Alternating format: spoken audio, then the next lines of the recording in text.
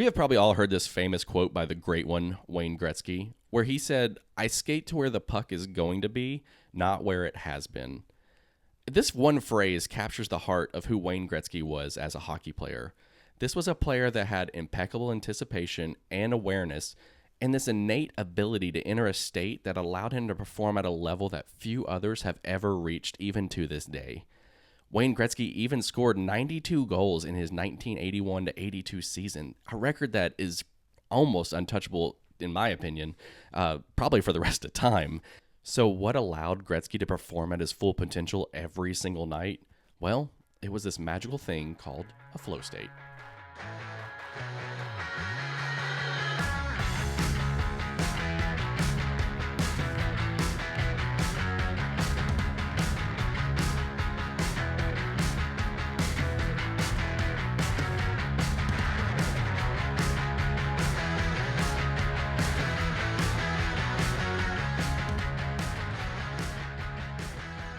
Hi, I'm Scott Schwertly. And I'm Dale Dameron. And we are mental performance coaches at GritBase. And at GritBase, we create customized mental performance strategies to help hockey players just like you become more confident, calm, and mentally tough so they can succeed on and off the ice. And we're also the hosts of this podcast, Hockey Combat Mindset, which is all about helping you win the war in your mind and become a stronger and more capable hockey player. Welcome. We're glad you're here. We are glad you're here and joined us for episode 5. And in this episode, we're going to be discussing the flow state, 5 strategies for hockey excellence. And we'll see you on the other side.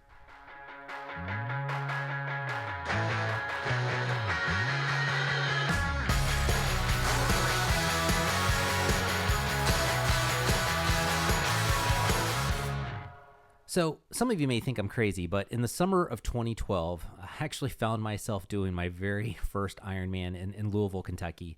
If you have no idea what Ironman is, it's actually related to the sport of triathlon.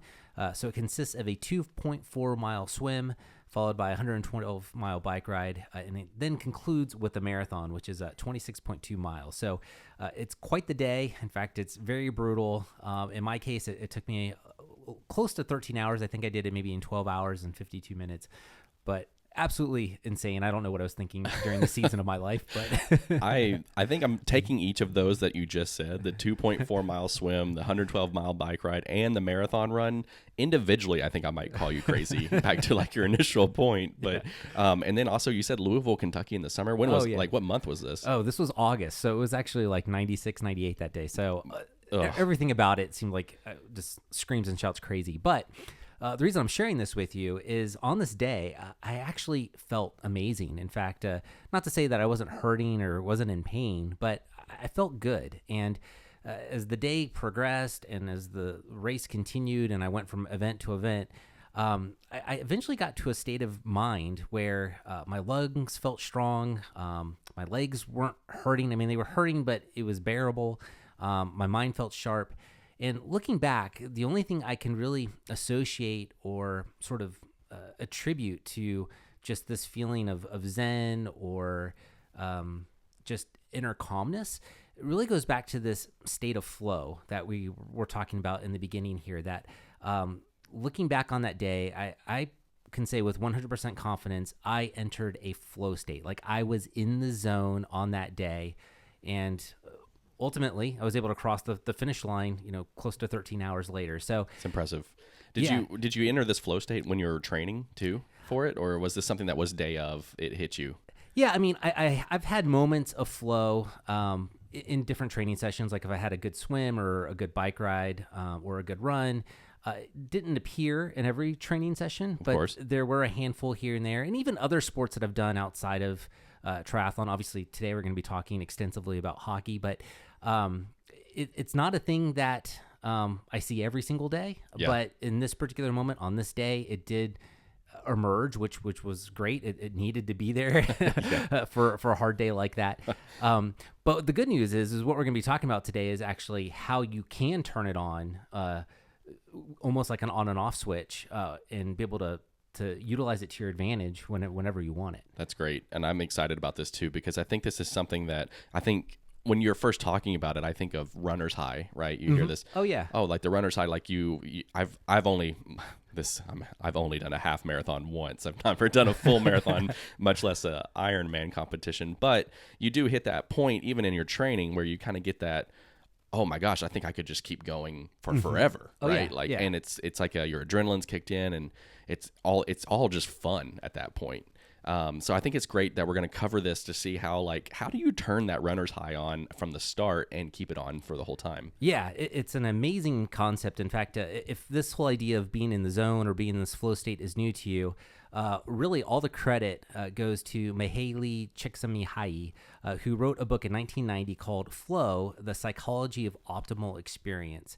Bottom line, as he unpacks flow, and it's a great read, by the way, he basically kind of narrows it down to, if you want the headline of what flow is really all about, it's really kind of achieving this sense of timelessness or almost a loss of self-consciousness where you're so fully engaged in an activity that time just sort of flies by.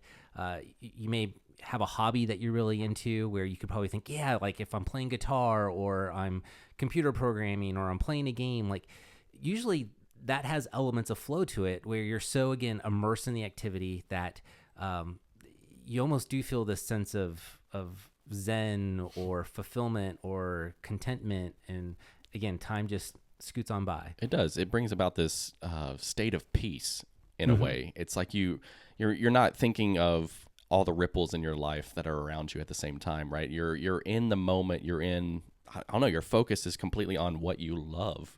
And I think this is something we brought up in a lot of episodes so far, the love for the game. You got to always go back to it, right? The love for what you do. And I love that you brought up hobbies, right? Because that's something that, I mean, for me, I love to play video games on the side. It's just Same. something, it's a relaxing thing, right? Sometimes they can't be relaxing. You have to kind of step away from them a little bit. But for me, it's like I can get lost in a game, get lost in the storyline, or just lost in just another world, even if that world is even playing a hockey video game, right? It's just this world that you can kind of control. And it creates a state of flow. And actually, or what we'll kind of go into on this is that it can actually carry over into your flow for other like activities, right? Yeah, exactly. And I think earlier you described it well, but with the simple phrase which is the whole idea of being in the moment, right? You're so immersed in that game or that hobby, that pastime, whatever it may be, that you almost feel like you're just living in a different universe or you're on a different planet for that specific moment in time.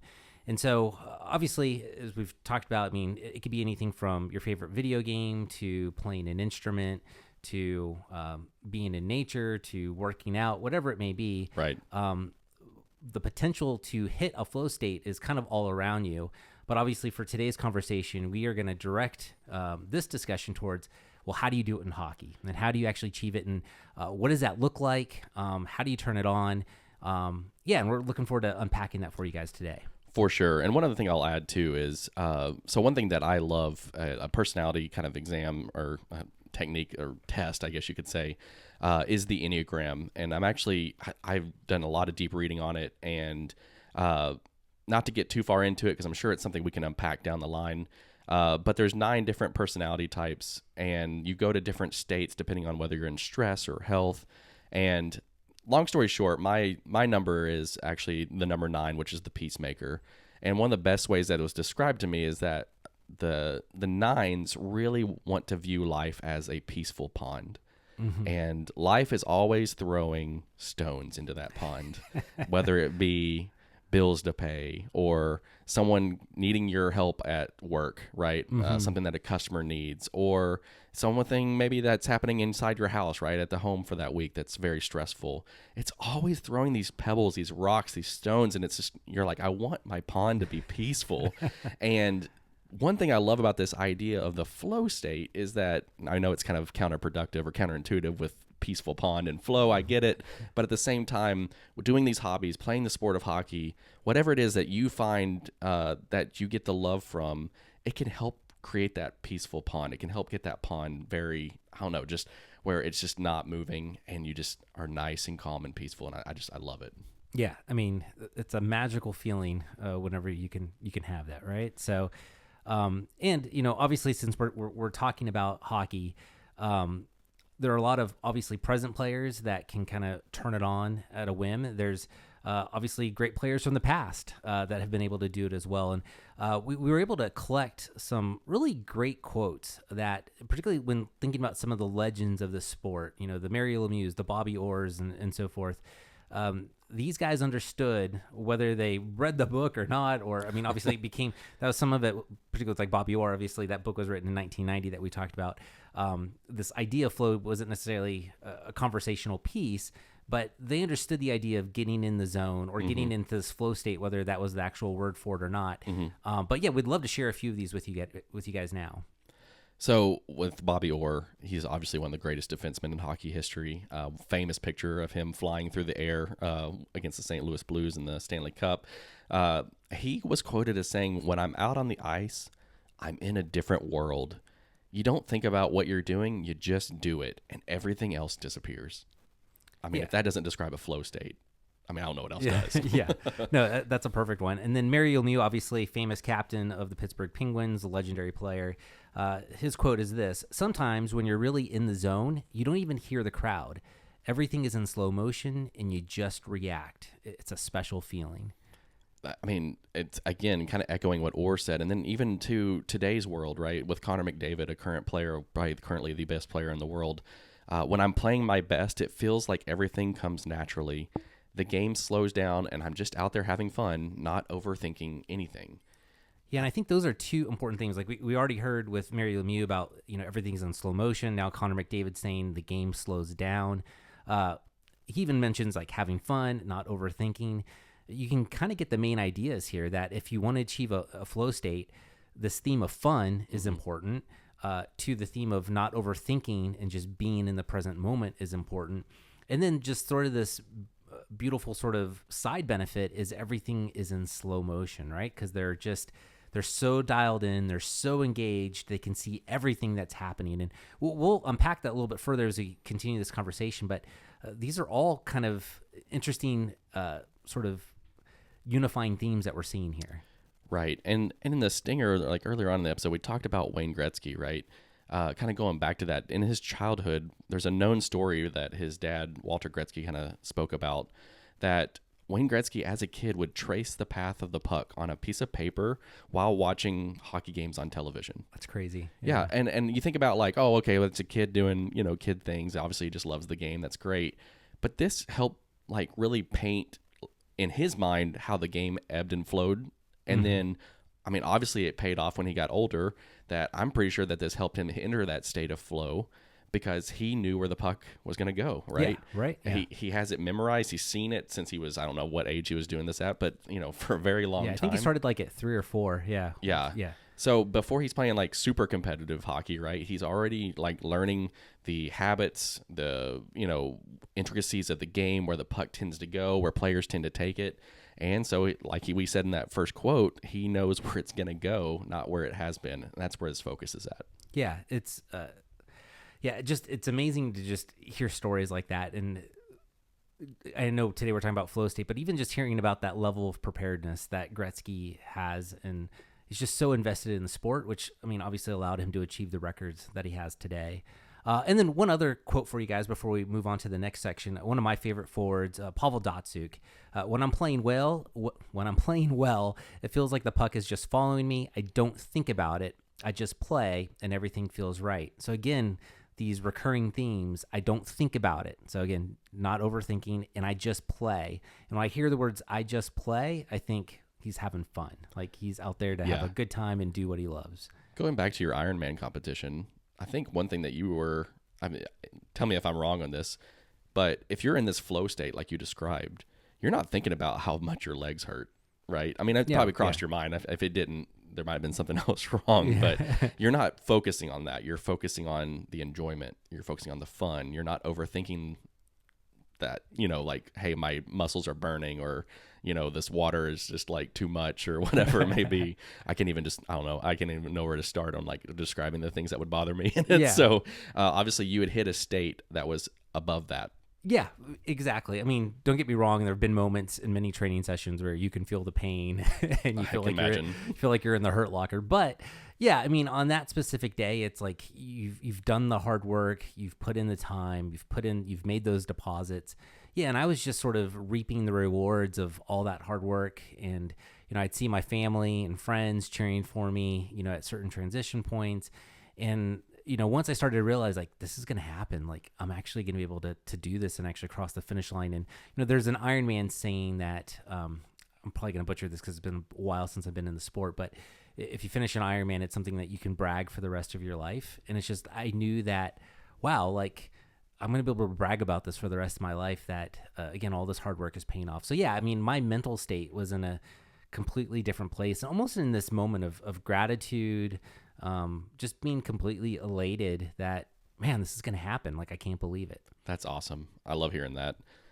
So I think it's time to jump into it. We have 5 strategies for kind of getting into that flow state, right? To hit this level that the Pavel Datsyuks, the Mario Lemieux, the Bobby Orrs kind of hit, where they don't think about it. They don't overthink. They don't dwell on it. It's just a great state to be in to help you really elevate your game and make sure that you're getting the full potential out of it. So we can jump into it with the first point, which is have a plan. Yeah, absolutely. I mean, you have to have a plan. This isn't hockey, just like anything else, anything that's worth pursuing or having in your life. You've got to have a roadmap. You've got to have a game plan. So I know since we've been talking about my triathlon experience, I mean, that was something I was exposed to at a very early age. I remember watching the World Championships with my dad and watching triathletes, compete at Kona. They now have changed that up a little bit over the last recent years. But there was a seed planted in my heart years ago. And I knew when watching these triathletes, do something like an Ironman, I knew that I was not going to leave this earth until I did one myself. And, that seed was planted, and then I started chipping away at it. I started as a runner. So I did 5Ks, 10Ks, half marathons, and then got bored with that. And I thought, okay, this is the perfect opportunity to now start exposing myself to triathlon. So I added swimming, I added biking, and kind of like running where I worked my way up. I started with the sprint distance, Olympic distance, half Ironman, and then eventually the full Ironman. But all of that happened by setting these goals. And it's like, okay, in the next 6 months, I'm going to do a sprint or a sprint triathlon, or I'm going to do a half Ironman, or this is the time now where I need to hire a coach and actually, map out my schedule. But all of that happened. I was able to finish that race because I had a plan. I had a bigger goal. It wasn't just something I was just hoping would happen. No, I had a game plan and I stuck with it and was able to get that done. Well, I think that's super important, and that's important for everyone to understand what your goal is. And your goal doesn't have to be completing an Ironman. Some people's goals, obviously some professional hockey players, their goal is to just make it to the NHL level, right? Or to, if they once they make it, to win the Stanley Cup, obviously, is the major goal for, I would say, every player that's in the league. Yeah, right. I don't think anyone would say that that's not a goal for them. But maybe your goal is to pick up a new sport. Maybe your goal is to just have fun. I mean, it sounds very silly, but it could be still a great goal that you're trying to achieve. I know for myself, I grew up in Chattanooga, Tennessee. So in Chattanooga, Tennessee, you may find this hard to believe, not a lot of ice hockey in Chattanooga, Tennessee. Not a lot of ice in Tennessee begin with. Same with me growing up in Southern California. Was not quite an option back then. And so it was something that I actually didn't get into the sport of hockey until I got closer to the high school age. But, I mean, I had rollerblades. I had cheap rollerblades that I bought from Target, right? I played the video game. I watched the games on TV. I wanted to emulate what I saw. So my plan was, hey, I want to learn how to play a sport that no one else knows how to play in my area. So I skated around in my driveway. I met some friends that had similar interests. We saved up money. We bought equipment. There was a roller hockey league in Chattanooga that we joined. I remember stepping out on the rink for the first time in a game and thinking, oh my gosh, like, do I even know what I'm doing? But I had a blast. And that's the main thing was like, I had the plan of like, I wanted to learn this sport. And now here I am years later, still playing at a recreational level, but playing ice hockey. I've, elevated to that since moving to Nashville. And it's been a lot of fun. And, it comes down to that goal setting that we started at the beginning. Yeah, it's interesting because you mentioned the Enneagram, and hearing your statement that you wanted to play a sport that nobody else played makes me think, whoa, why aren't you a 4? Yeah, this is true. Yeah, this might kind of like way of being like a little bit different, but yeah, I mean, like I said, I'm a 9, and 9 share qualities with every single number more than others. So yeah, I think maybe that kind of plays a part into it. Maybe, I don't know. But yeah, it was a lot of fun, and obviously still fun to this day. Yeah. So, the main idea here, again, number one is have a plan. So really at the end of the day, you want to make sure that you have clarity. Jocko Willink, the, famous Navy SEAL, has written the book, Extreme Ownership. But one of his big themes that he talks about a lot, if you watch any of Jocko's content, is about discipline creates freedom. That if you make those sacrifices, if you for him, like you get up at 4 a.m., you do all the hard work, you have that competitive edge, like you'll ultimately have freedom in your day that other people will not have, or you'll have freedom in your life because you've done all these hard things, you've made all these deposits and so forth.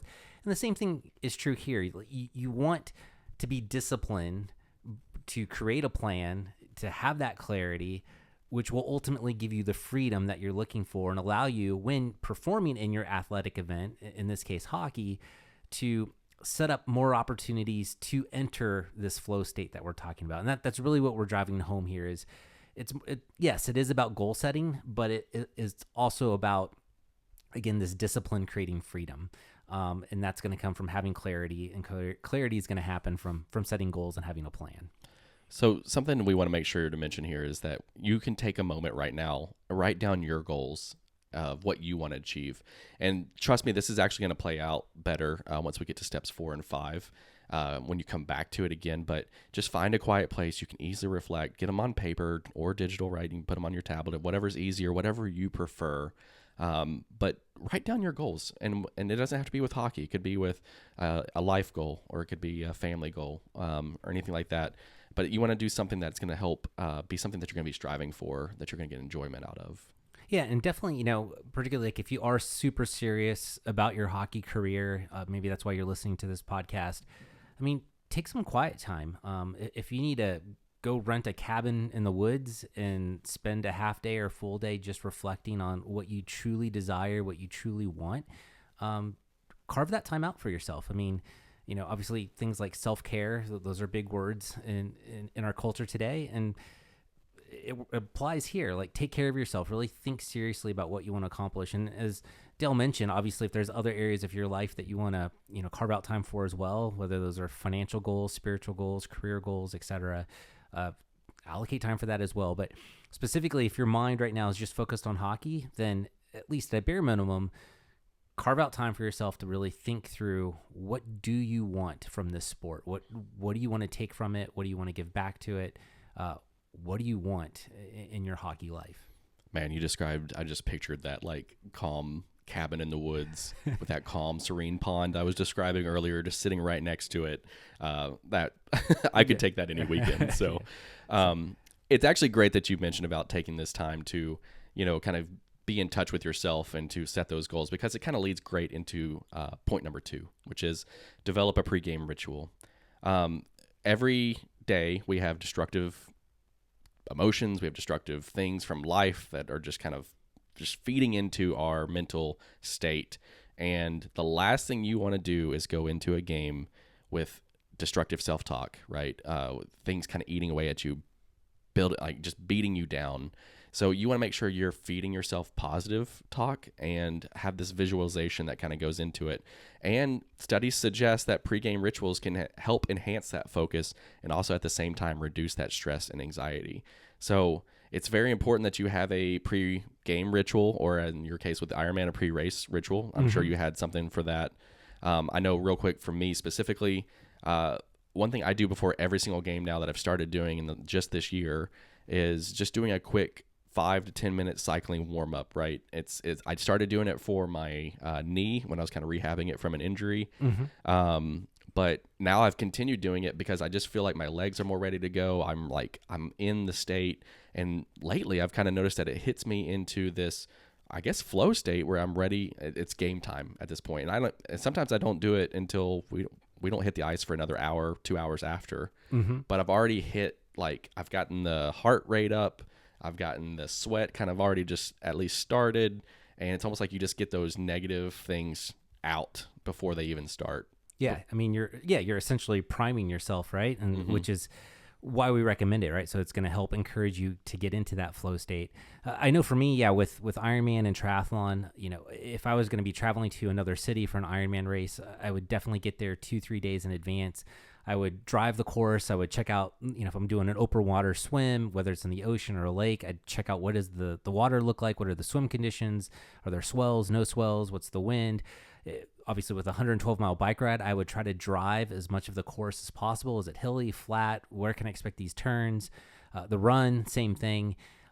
By seeing the course, whether it's the water, the bike course, the run course, days in advance or even the night before, I could sit on a couch in my bed and actually start thinking about the course, what it looks like, how do I feel, what do my legs feel like, what do my lungs feel like. This is all visualization stuff. But this is all part of that pregame ritual, is that you want to invest the time to plan accordingly.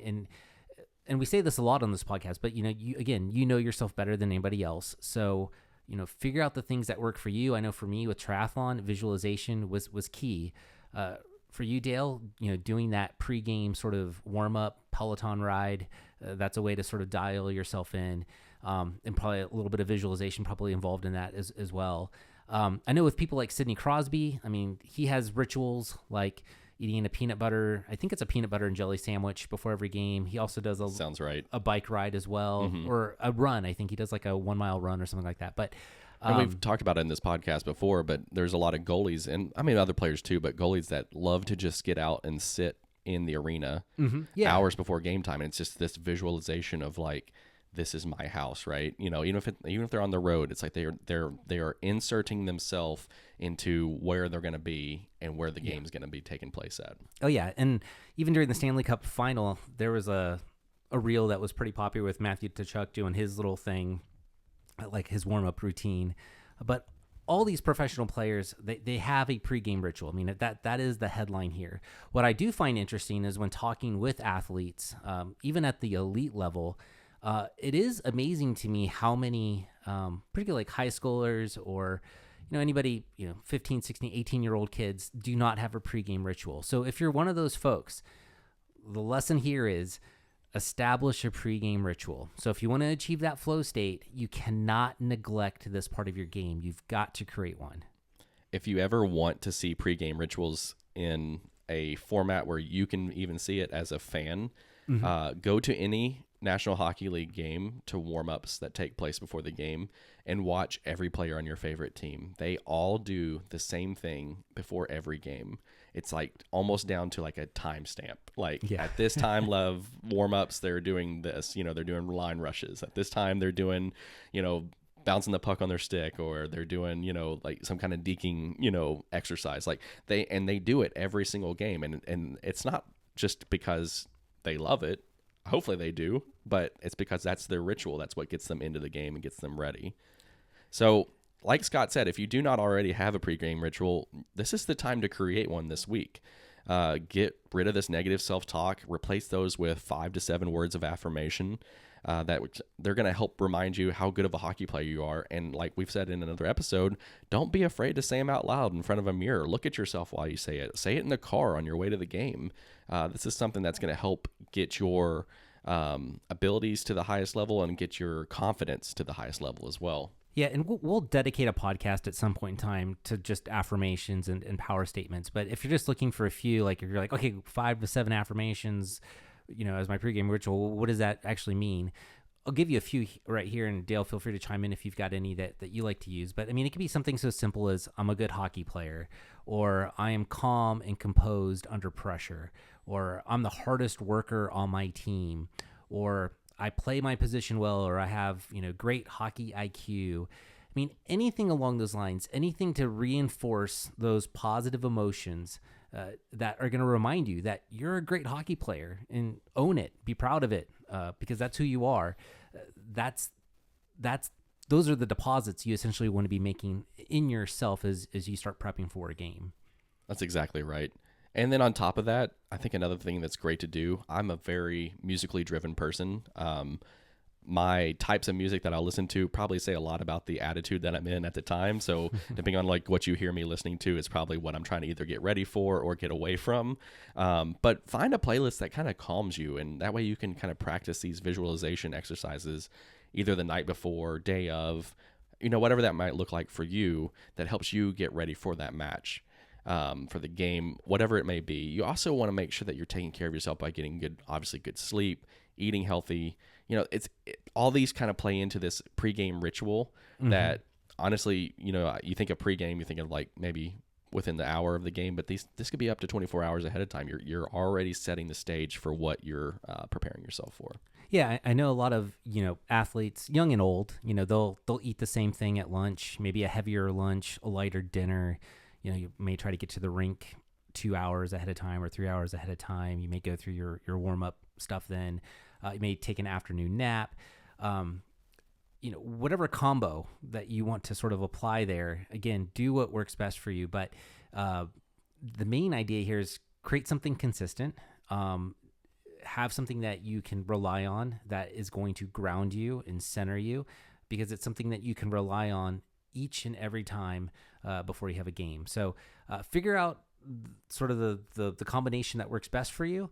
And once you find it, keep it, hold it, do it. That's really what matters here. Discover your hockey player type in just 3 minutes. Are you the tenacious bear or perhaps the agile cheetah?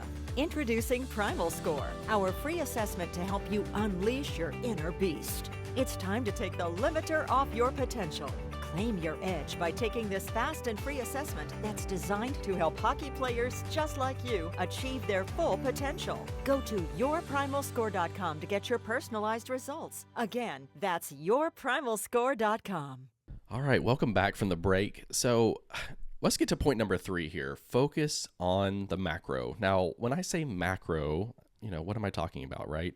So when it comes to macro or micro, you can think of micro transactions, micro things that you do when you're playing the sport of hockey in particular. Scott, I know you and I talked about this before we started recording, but skating, stick handling, all these little micro things that kind of go into the game that play into the big picture of your overall game, right? Correct. Yeah. So think of micro as your skills, right? And that could be skills, but also could be your physical abilities. Maybe your raw strength and so forth. Where macro is the big picture. It's the actual game that's taking place. So one thing I'm excited about this point is we actually get to talk about one of our favorite things, which is gaming, because I think it's a great analogy for this concept of macro, micro, and for sure. Yeah. Your need to focus on the macro. So, but yeah. When I'm playing like an NHL video game, for instance, right? My player on the ice, I'm not actively thinking press right trigger, move the left stick to the left, now move it to the right, press the A button, press the X button. I'm not thinking about that stuff. I'm watching the game and playing 2 steps ahead, 2-3 steps ahead. And the micro things are just happening, right? They come with repetition, muscle memory, just playing it a lot, right?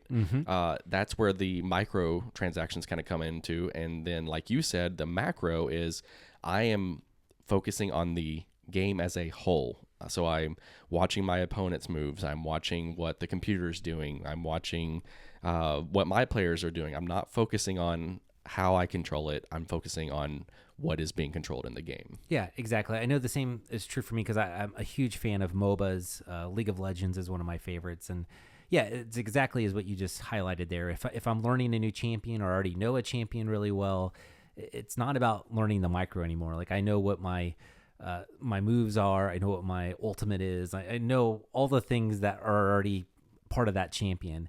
What's really important is being able to actually play the macro game and actually being able to have map awareness and know where the opponent is and what they're going to do and be able to read plays and be in the right place at the right time and so forth. And so that ultimately is the message that we want to communicate here, is that for you to get into a flow state, you better have the micro figured out. Yes. So, we're not here to coach you on your stick handling, your shooting, your skating, etc. Hopefully you're working on that already, or you've already got that mastered.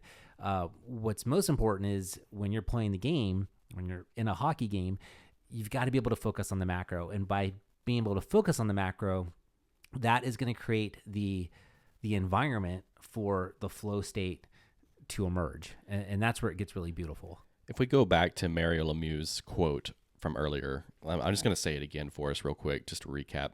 Sometimes when you're really in the zone, you don't even hear the crowd. Everything is in slow motion and you just react. It's a special feeling. What he's describing there is, honestly, he is focusing on the macro, right? He is not focusing on the micro. He's not focusing on the distractions, the noises, what he's doing with the puck, what his teammate just did with the puck. He's focusing on the game as a whole. And he's in the zone. He's in the flow. He's in that flow state that we've talked about. Another quote is from Jonathan Toews. When I'm really dialed in, it's like I'm on autopilot. You don't think, you just do. You're completely in the moment and focused on the game.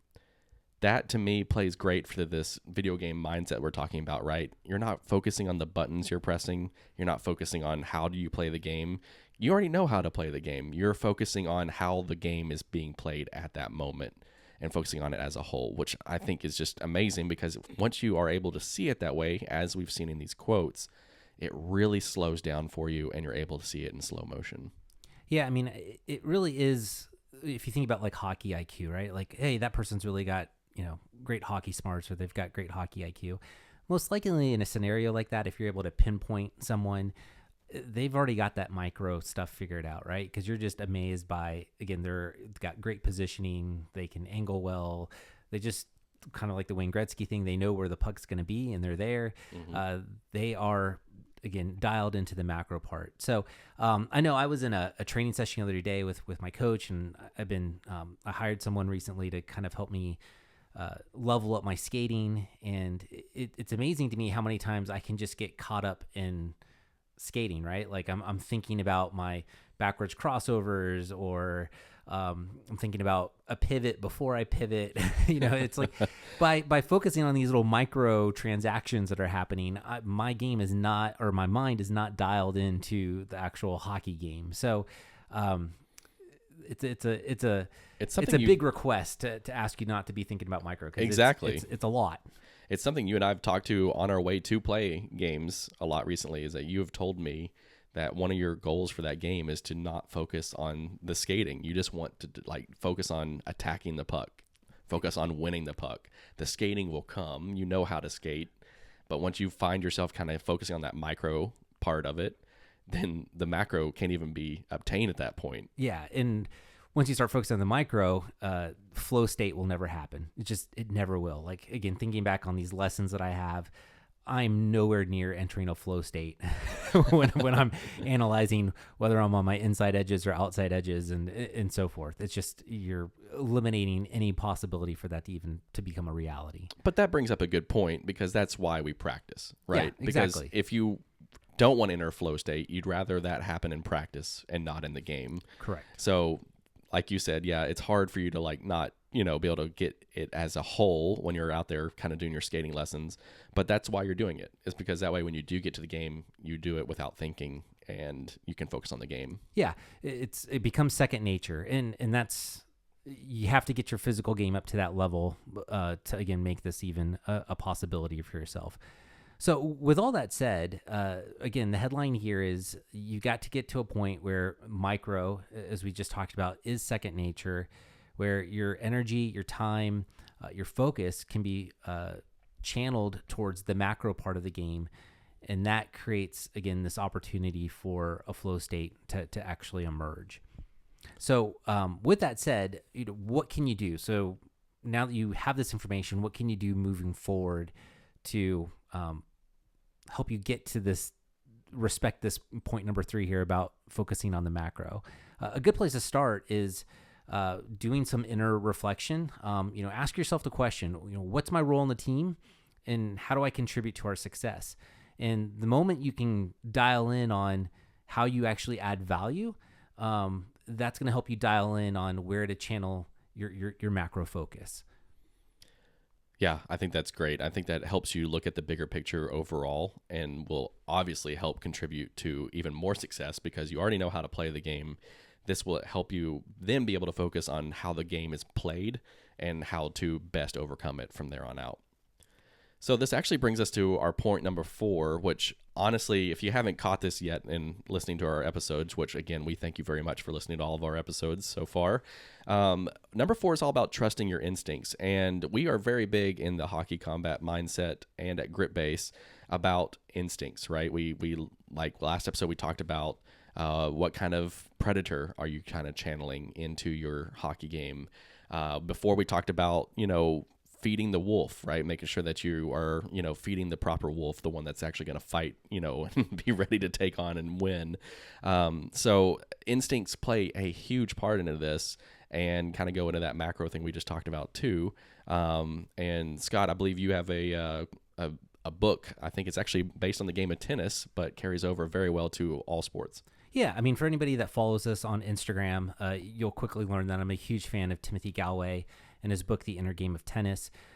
Specifically in that book, he talks about a self 1 and self 2. And by the way, that book, it is about tennis, but it's also about life. In fact, Bill Gates, I think, has it in his top 10 of his all-time favorite books. So it's a quick read, less than 200 pages, definitely worth checking out. But great for tennis, great for sport, great for life.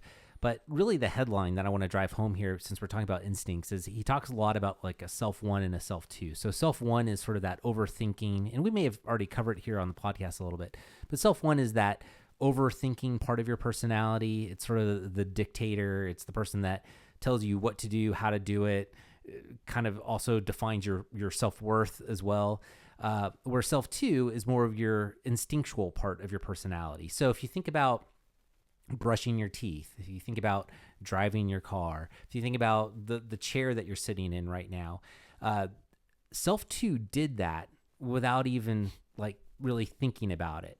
Again, if you brushed your teeth this morning, self 2 part of you naturally picked up the toothpaste, the toothbrush, and started brushing your teeth. But when you go out and you play hockey, and let's say you make a mistake or you have a bad pass, immediately self 1's going to say, you're a loser, or you're a terrible shot, or you have no business playing in this league. All of a sudden, self 1's a big talker when things are going poorly. So the idea here is, well, how do you shut up self 1 and just let self 2 do its thing? Because instinctually, your body knows what it needs to do. Again, you can drive your car without thinking about it. You can brush your teeth without thinking about it. Self 2 knows how to do the task. It's just self 1 sometimes feels this obligation to step in and get involved. And that's where things can get really chaotic. And that's where the negative self-talk can kick in. That's where you can start thinking about yourself poorly. You can have this negative self-image, and it all goes downhill from there. So how do you shut up self 1? Well, there's a couple of techniques. I don't want to make this all a Timothy Galway thing. I will leave you with one thing of how to shut it up, since I'm kind of teasing that. Timothy Galway also has this great method that he calls sort of the hit bounce method.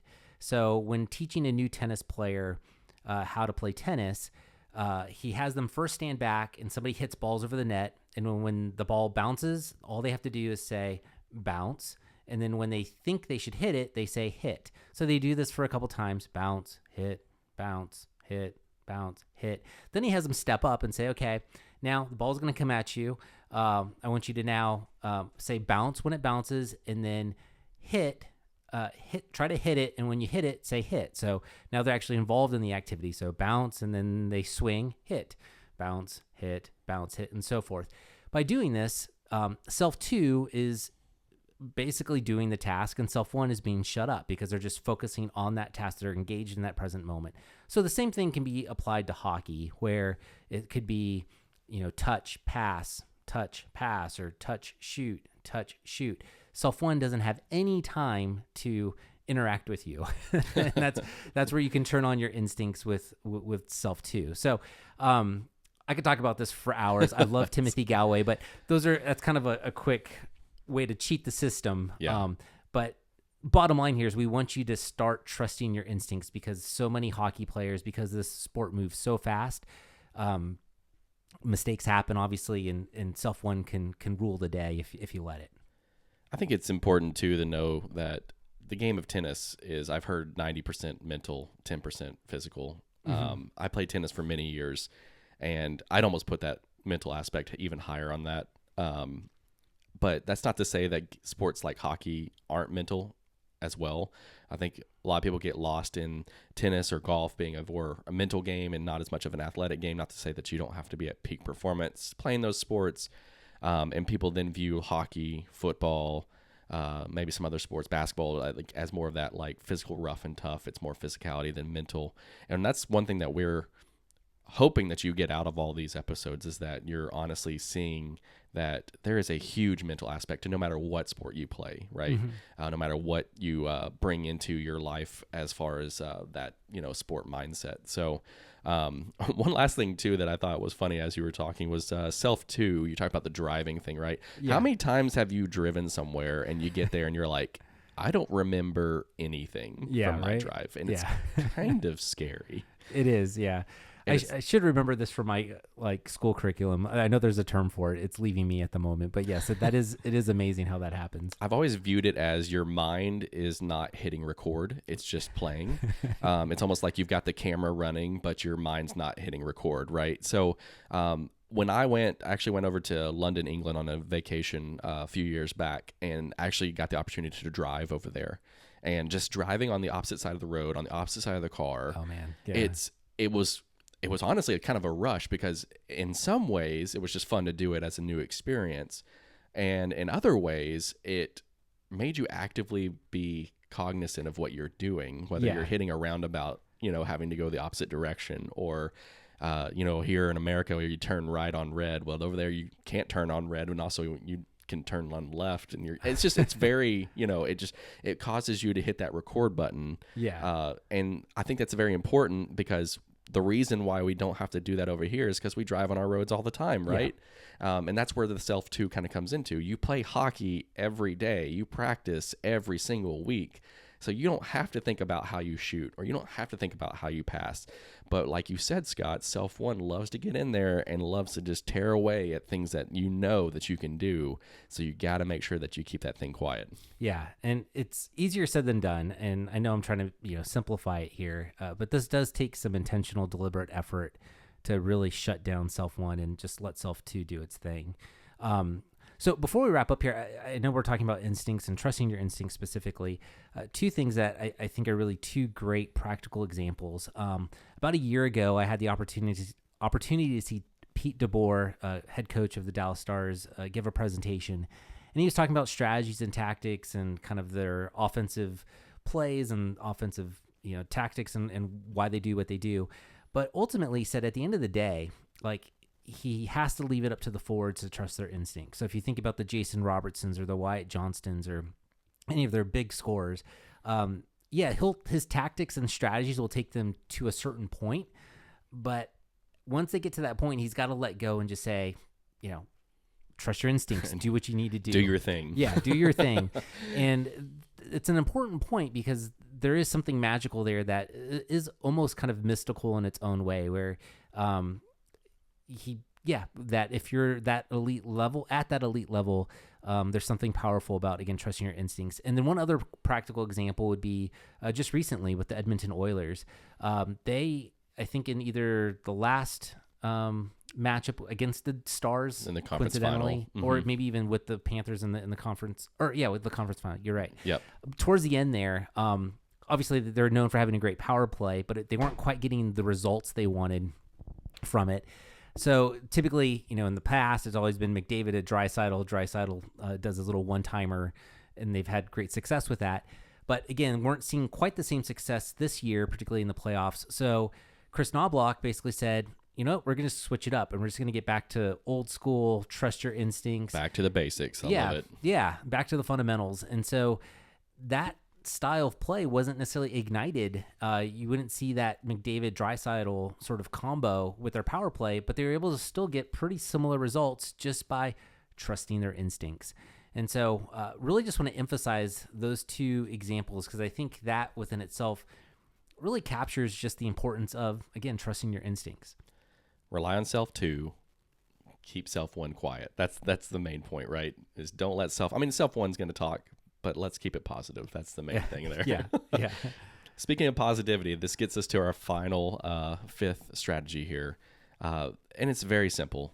Just have fun, right? I mentioned earlier that we had our exercise of kind of writing down your goal of what you were trying to achieve, whether it be in the sport of hockey or whatever that aspect of life that you're trying to, shoot for.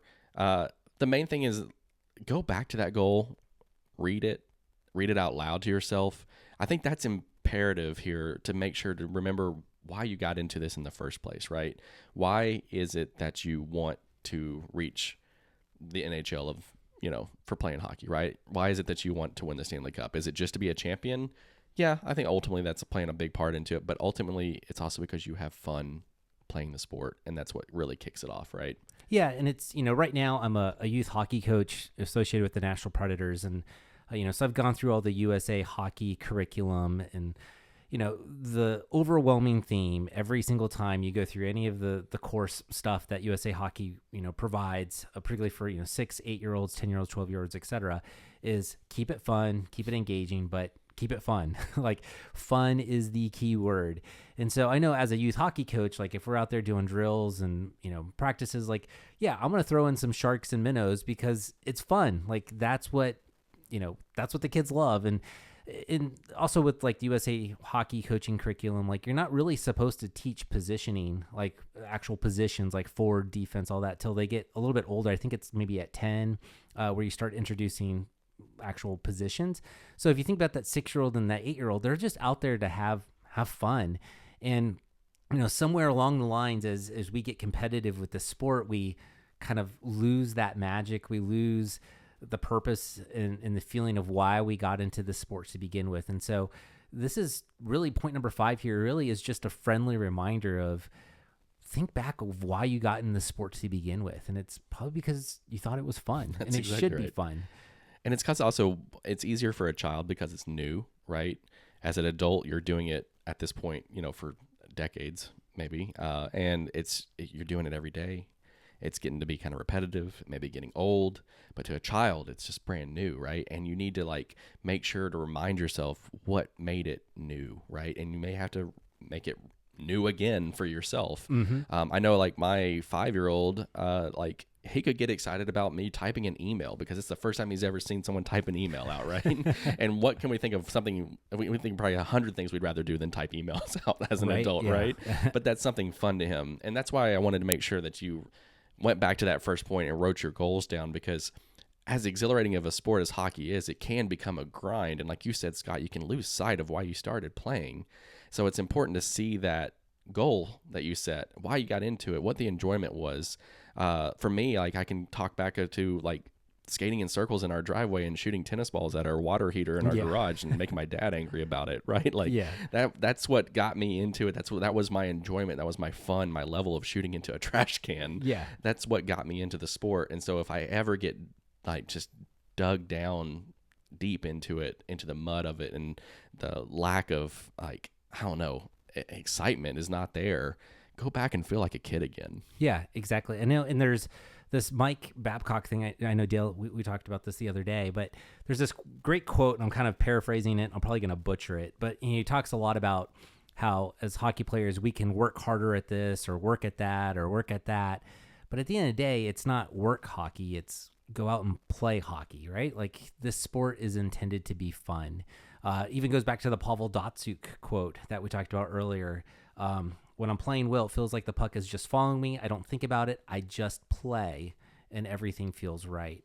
And so, again, there's something really magical about getting back to the roots, and hopefully the roots of, obviously being something that was fun, and, rediscovering that as a hockey player and making fun a part of your own hockey journey. So what we would recommend here as far as just an exercise is, take a few minutes and write down what actually got you into the sport. Like, why do you love it? What got you into it? I know when people are looking to do a new career or maybe start their very first career, or maybe they're trying to think about what they need to major in college. A lot of people say, well, what did you enjoy as a child? Like, what did you like playing with Legos? Well, if you like playing with Legos, maybe you need to become an engineer. Or if you liked, I don't know, doing science experiments. Maybe you need to get into chemistry, whatever it may be. But remind yourself of, why did you get into this sport? And if you want to even go beyond that, write down some of your most enjoyable moments that you've had playing this game. I think that just goes really far, and it goes a lot further than you think it would too. And like most of our things that we talk about, it may sound so simple, but you'll get so much enjoyment out of it. Like, I know for me, just thinking back in my head right now as you were talking about some of my most enjoyable moments I've had just while playing, there's so many to name, and it's funny how you can remember those moments so vividly, where, so much of the game can just get convoluted or just caught up in the whirlwind. So I think it's amazing to kind of, like we said, go back to that state of like, hey, when I was 7 years old, what did I view the world as, and what did I get enjoyment out of? And more specifically, when I started playing this fantastic sport that we cover for ice hockey, what is it that I love so much at the very start? Yeah, what's sad is when you think back on your childhood in Chattanooga or mine in San Diego, it goes back to roller hockey, that we just weren't blessed with actual ice. True. And I will always say this, that I always will have a special part in my heart for roller hockey. I just think that I think I used to use this metaphor, and it's actually now dated to today, but maybe it just shows my age too. But I said that roller hockey was standard definition television and ice hockey was high definition television, and nothing was wrong with standard definition, but you'll never go back to it after you get to ice, right? Unless Yes. you have to. Yeah, I have a lot of those fond, roller hockey memories, but yeah, nothing beats actual ice time, that's for sure. No, nothing at all. And also nothing beats falling on ice as compared to falling on concrete. That was just the worst. Yes. Like, there was not enough pads in the world for that. That's brutal. It's painful. I believe that is officially a wrap, guys. That's what we wanted to talk about today. So what have we discussed? We've been talking about the flow state. Specifically, we're talking about 5 strategies to achieve it. Again, what are those 5 strategies? Number 1, have a plan. Set some goals. Get some clarity. Again, we talked about Jocko Willink and the idea of that discipline creates freedom.